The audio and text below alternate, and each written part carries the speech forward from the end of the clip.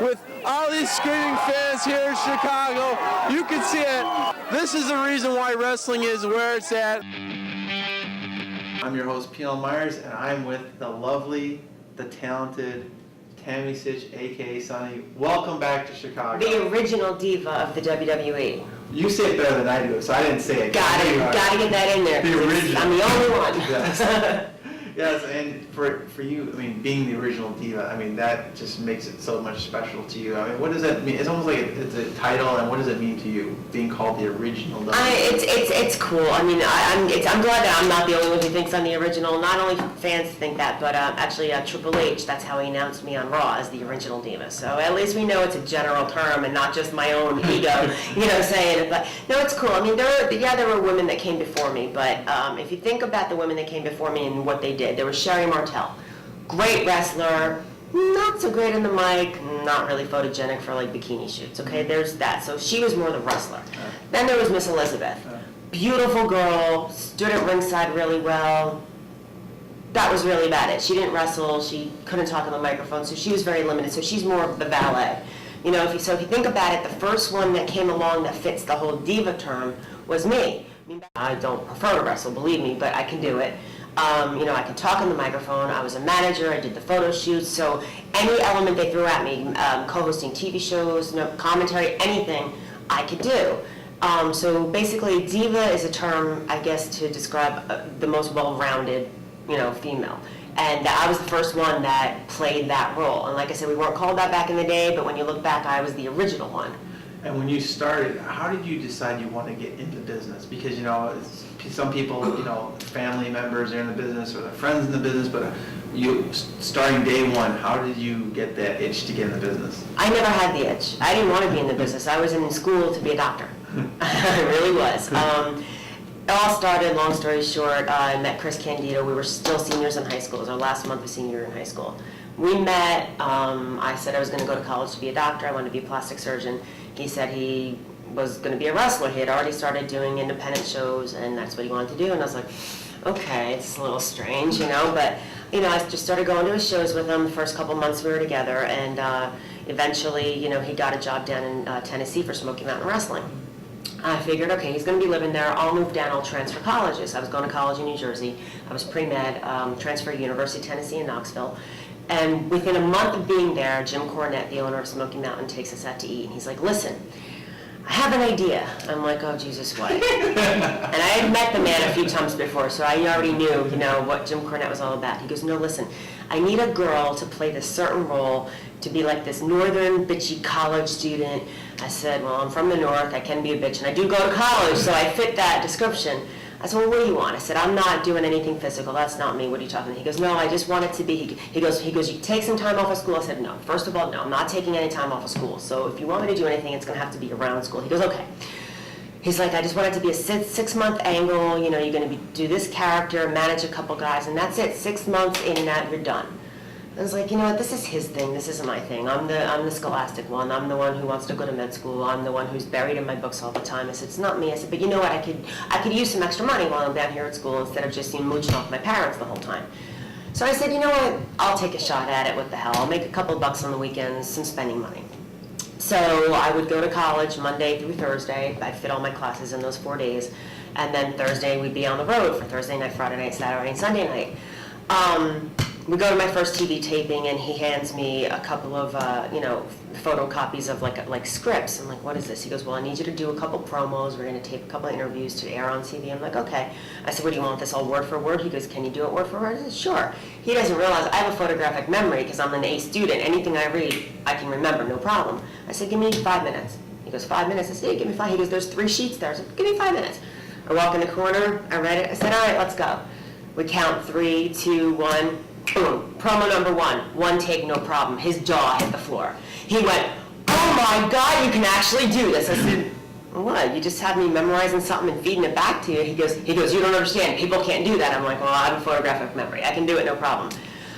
He was just so happy with my performance. I could do an interview. I can cut it. Eventually, basically, he just gave me an idea. He would say, okay, you're managing Brian Lee against the Dirty White Boy in Evansville, Indiana, and it's this day of the week. Do a promo. Okay. So I would just start saying stuff off the top of my head. He was like, oh my God, the girl can cut a promo off the top of her head, which a lot of people can't do in this business. So one thing led to another, and the 6-month mark came that it was supposed to end, and it kept going because it was just working so good. Eventually, Cornette even said that he had heat with me because I had more heat in the company than he did as a heel manager, because the people actually started hating me more than him. So I guess I was doing my job. So, I was just going along, having fun, still in school, working my butt off, studying. I'd be in the locker room studying my books and, then go to the ring, do my thing. And about 2.5 years into it, all of a sudden I'm in my apartment and my phone rings. Back then, this is way before cell phones, and the house phone rings and I pick it up and I hear, Tammy? I'm like, yeah. He goes, hi, this is Bruce Pritchard from the WWF. I'm like, how the hell did you get my phone number? Why the hell are you calling me? He's like, we'd like you to come up for an audition. I'm like, for what? I mean, here I am, I'm clueless, like, what's going on? He goes, no, just come on up, can you come up? It was like in 3 days. I said, oh, that's actually my birthday. It was December 7th, 1993. And I said, yeah, I can be there, sure. So I said to Chris, I'm like, oh my God, they want me up for an audition. He goes, for what? I said, I don't know. I said, but I'm going to go do it. So they fly me up to Stanford on my birthday, go into the studio, they put me in front of a camera, and they said, okay, read from the teleprompter. I said, what's a teleprompter? I had no idea what they were talking about. He said, just, the screen on the camera, we're going to show some words, just read it.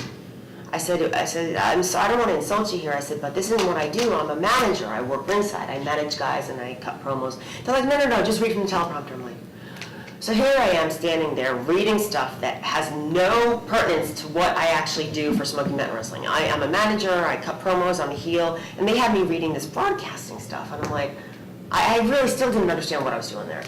Well, here I am reading words from a teleprompter, screwing up everything. Like, I'm fumbling words, I'm reading things backwards, I'm messing up big time. It was horrible. Probably the worst reading you could ever possibly imagine. They said, thank you very much. I said, thank you very much. Went back to my hotel that night. Remember, it's on my birthday. I get to the room, I call home, I break down crying. It was the worst thing I ever did. They'll never look at me twice. It was horrible. I messed up the whole thing. It's on my birthday. What a horrible birthday. I was miserable. Flew home the next morning, said, all right, I'm just going to go back to school, then, continue in school. I had 1 semester to go to get my bachelor's degree and then go on to med school. And, just keep doing the Smoky Mountain shows, making a couple extra bucks. Put it out of my mind completely. 2 weeks later, the phone rings again. Can you start tomorrow? I said, start what? Working here. I said, wait a minute, are you sure you're calling the right person? Because I did horrible. Like, no, you were great. I'm like, I don't know what they were looking at, but I knew what I did and it was horrible. So I said, sure. I said, I just want to let you know that I have a cast on my left hand. He's like, what?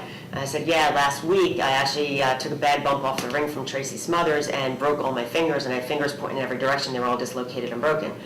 And he's like, we'll work around it. I was okay. He goes, go shopping, buy a bunch of business suits. What the hell is going on? What am I actually doing for you people? So I get up there, I have all these business suits, they bring me in the studio, they explain they're going to have me do the live event news, which is a 2-minute news segment on the shows. It's aired twice on the TV show, promoting all the live events that are coming in the local markets. Like I'd say, hey, this Thursday in Chicago, Davey Boy Smith takes on Owen Hart, da-da-da-da. So here I am, we're cutting the sleeves of all the business suits because you can't fit my cast through all the sleeves. But they said, don't worry about it, just give us the receipt, we'll reimburse you. So I got to go shopping on their expense, which was fun. But I had to ruin it all by cutting all the sleeves to fit the cast through. And because it was Christmas time, the little news podium I stood at, they put a wreath on. I just held my hand behind the wreath, so nobody even knew I had a cast on. You couldn't even see it. So I was happy as a pig in poop. I was up there 3 days a week, basically. Now's the time where I had to take time off of school because Monday, Tuesday, Wednesday, I was up in Stanford filming. And Thursday, Friday, Saturday, Sunday, I was still in Smoky Mountain Wrestling on the road. So basically I said, you know what, let me take a semester off of school because I'm doing this, I'm making good money. They were paying me $500 a day to go up there, so I was making $1,500 a week from the WWF, coming home and still making my money on the weekends for Smoky Mountain. So for a kid that was 21 years old, I was making a lot of money per week. I was bringing in, probably about $1,700 a week, okay, as a 21-year-old kid. Who makes that as a 21-year-old kid? So I said, yeah, I'll take a semester off of school and just do it for a little bit, make some money, save it. Well, 6 months down the road, when I figured let me start school again, that's when I get called into Vince's office. He's like, we have a great idea. We want to put you back at ringside as a manager. Your name is going to be Sonny. The rest is history. So never went back to school, never finished getting my bachelor's degree, never even thought about med school, and went on the road.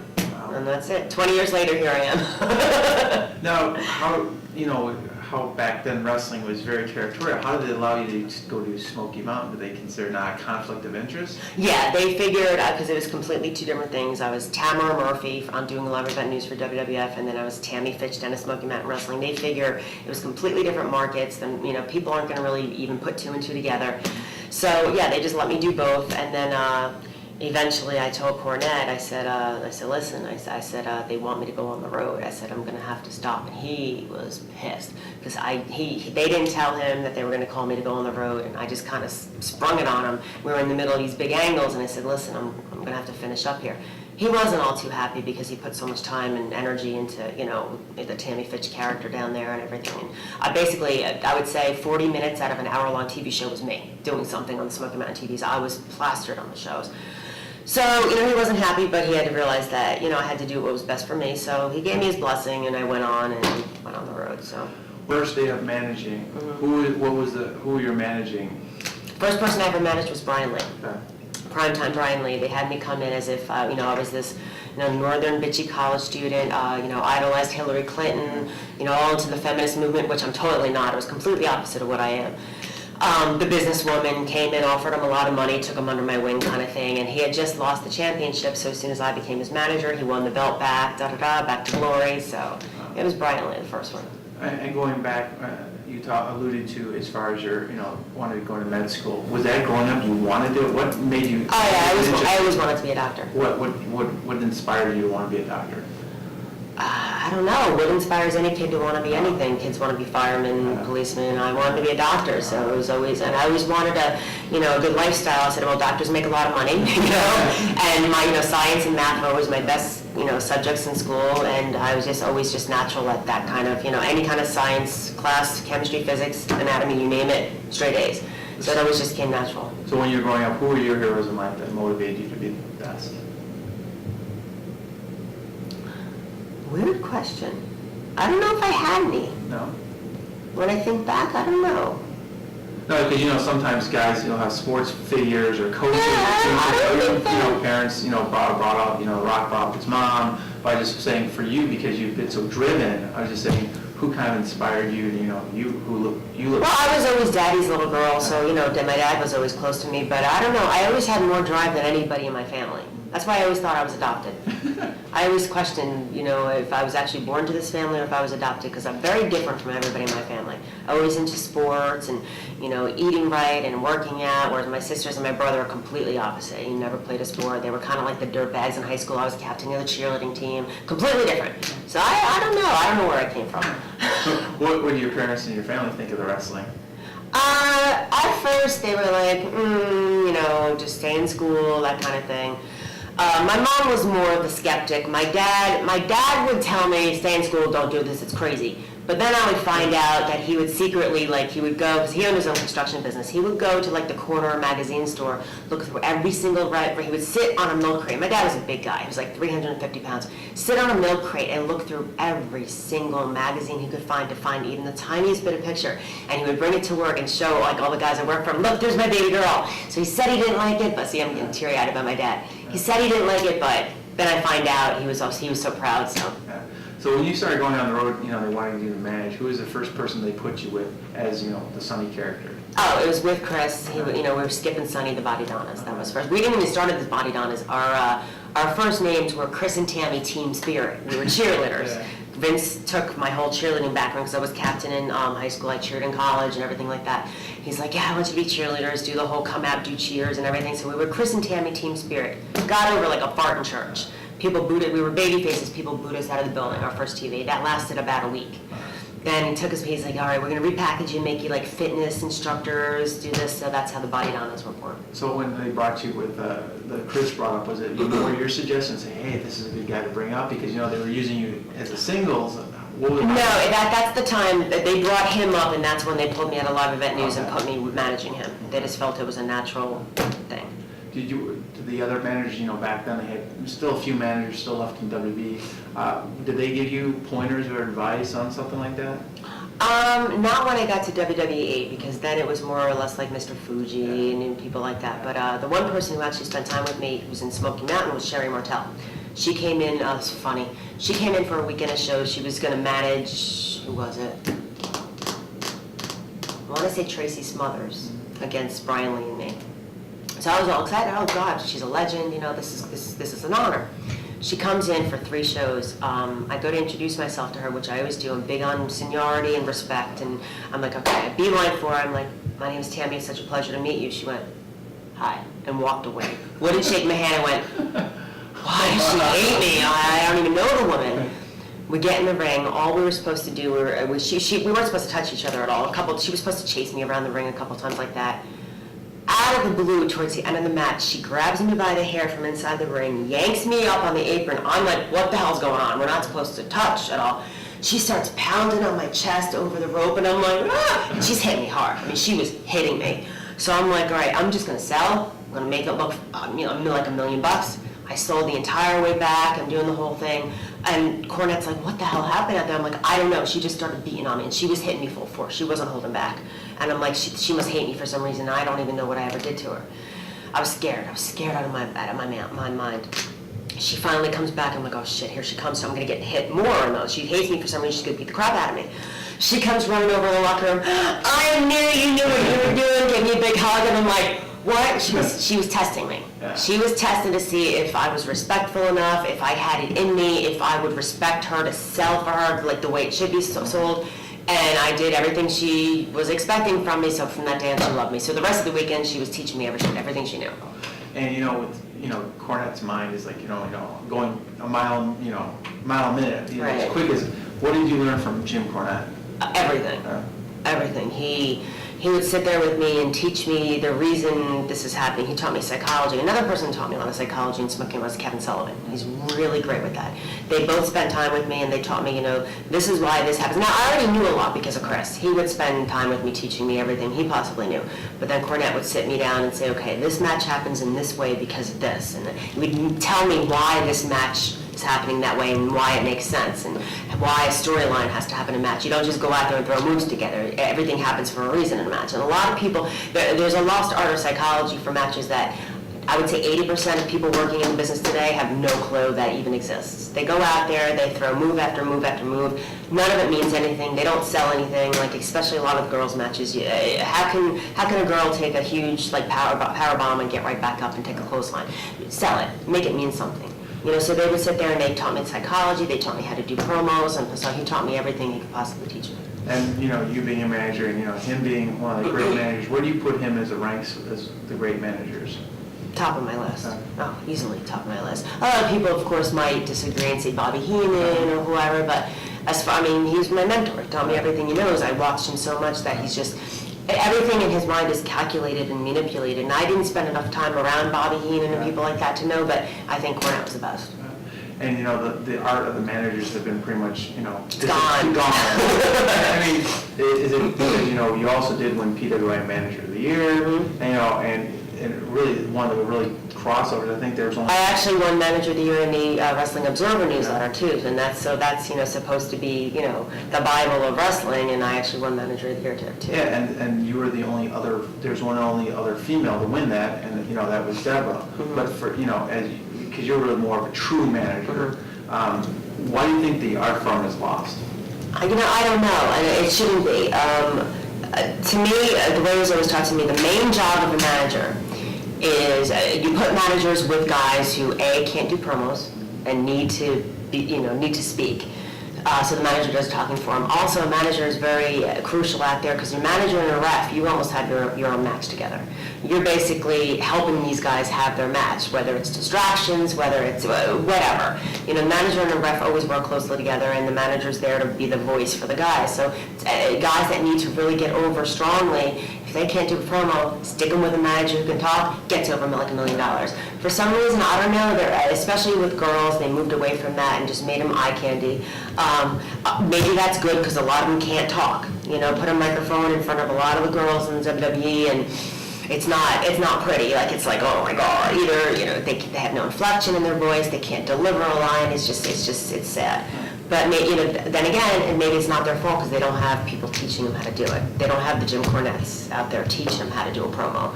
But it is a lost art in wrestling that I do think has a place and needs to come back, because there's a lot of guys, even you watch Raw, there's a lot of guys who try to do their own promos, and it's just like, it works so much better if you had a manager talking for you, So I think everything always comes full circle. Eventually they'll realize there is a place for it, and they'll bring them back, and it'll, Was there any female other manager that you looked up to? Because you were at the top of the A-list from the female side of managers. Was there anyone else that you kind of, admire? Like, Heenan loves to watch Conan and vice versa. Right. Was there someone that you liked to watch and you respected?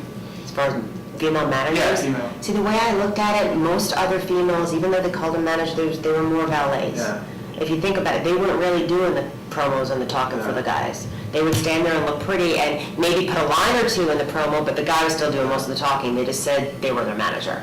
But if you look back at any of the promos that I did with my guys, they were silent. I did all the talking. If anything, Hawk would say, "What a rush," and Chris and Tom Pritchard would be like, "Yeah, that's right, listen to her," and it was just me. That's a manager. A manager doesn't sit there and put the two words in. The manager does the promo, and the guys are pretty much the background. But I don't consider any other females around my time or even since me as managers like I was. Valets, wrestlers, eye candy, divas, sure, but not manageable. When did they decide to, get you involved with the wrestling side and take a few bumps? How did they approach you on that? Because, you kind of saying, no, I'm not going to do it. Right. How did they kind of, bring that up? Because that is, something that, sometimes you don't want to do. Well, I never did any of it in WWF. They never asked me to, I never had a single match or anything like that. I would take a, little butt bump here or there or whatever, but that's, nothing. But I guess at ECW it started, I was doing some mixed tag matches. I've only had one singles match, and that was in WCW against Molly Holly. What the hell was her name there? What was her name? Mona. That was her name. It wasn't even a singles match because I was so sore from doing mixed tag matches that basically it was me in there running a couple things, but it was her and Chris bumping off each other. He kept interjecting himself in our singles match. It was more or less them, and I was, doing a couple things, but it was mostly mixed tag matches and stuff. And, I didn't want to do it because, like I said, I'm not a wrestler. Never said I was good at it, and never wanted to be a wrestler. Never, never wanted to train to do it. It's just not my thing. Give me a microphone, yeah. Put me in a match, I can do what they want me to do, and I can take my bumps. I can do a few moves. I always did like a big dive off the top turnbuckle to the outside, but I always made sure two guys caught me because I didn't want to, I didn't want one guy to catch me, be lopsided, and drop me on my head. But, I did what I had to do, but, like I said, I'm not a wrestler, never said I was, never said I was any good at it. So, I love when I get the critics, they write to me on Facebook, "You think you're such a great wrestler, you're never any good." I say, "Dude, I never said I was good. I'm the first one to say, I'm not a good wrestler, don't put me in the ring." So I love when people say, "This person's a better wrestler than you." I'm like, yeah, I never said I was a good wrestler. Say they're better on the mic? Absolutely not, I'll disagree with you. When you had the, you're managing all these tag teams and stuff, was there a certain championship that meant the most to you as far as, as manager, you kind of say, I really enjoyed this championship run, or really was certain wrestlers? It's all the same. It was cool that I was the only person actually in the history of WWF to have 3 consecutive tag team champions, one after another, because I really was the only one. If you look back, nobody. That was cool, but they're not really champions. So it's not like, champion, so what? Oh, no, it's just another heavy piece of, object we got to carry around. But no. One other thing that you've been so part of was ECW. Mm-hmm. How magical it was. What made ECW so special? Oh man, that was a time that it was like a close-knit family of people who wanted to put 1,000,000% in everything they do to make it work, and everybody was friends. There was just like I don't know. It was. You can't even describe it. But let me tell you, it's not the same ECW now. It's nothing like it. It was a unique group of people that all contributed something different to the show, and it worked. It clicked. Like I said, everybody put 1,000,000% into their matches, into their promos. That's where a lot of people really started to develop, and not only their characters, but their talents in the ring and out of the ring. And it was just with a cult following of fans. It was just nothing was like it. It was just, working an ECW show was nothing like anything else. I mean, it's amazing to work in Madison Square Garden. It's amazing to work at WrestleMania, but for some reason those ECW fans just put it over the top. They were, one in a million.